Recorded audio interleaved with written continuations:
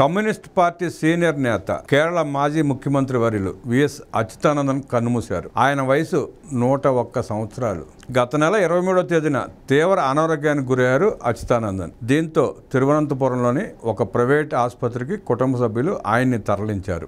ఆ ఆసుపత్రిలో చికిత్స పొందుతూ ఇవాళ మధ్యాహ్నం 3:30 గంటలకు ఆయన తుది శ్వాస విడిచారు. వామపక్ష పార్టీలో చీలిక వచ్చిన అనంతరం సిపిఎంను స్థాపించిన వ్యక్తుల్లో అచ్యుతానందన్ ఒకరు. 1923 అక్టోబర్ 20వ తేదీన కేరళలో వెనుకబడిన ఒక నిరుపేద కుటుంబంలో అచ్యుతానందన్ జన్మించారు. బాల్యంలో పేదరికం కారణంగా ప్రాథమిక స్థాయిలోనే ఆయన చదువును ఆపేశారు. అనంతరం బట్టలు కొట్టడం, కొబ్బరి పీచు ఫ్యాక్టరీలో పనిచేశారు. ఆ తర్వాత కార్మిక ఉద్యమంలో అడుగుపెట్టారు. 1940లో కమ్యూనిస్ట్ పార్టీలో సభ్యుడయ్యారు. అనంతరం ట్రావెన్కోర్ సంస్థానానికి చెందిన భూస్వాములపై పోరాటం చేసి జైలుకు సైతం వెళ్లారు ఆయన. ఆ తర్వాత 1964లో సిపిఐ జాతీయ కౌన్సిల్ ను ఆయన వదిలేశారు. అనంతరం సిపిఎం ఏర్పాటులో కీలక పాత్ర పోషించారు. 1967 నుంచి 2016 వరకు వరుసగా అసెంబ్లీకి ఆయన ఎన్నికయ్యారు. ఆ క్రమంలో 3 సార్లు విపక్ష నేతగా, ఒకసారి ముఖ్యమంత్రిగా పనిచేశారు అచ్యుతానందన్ గారు.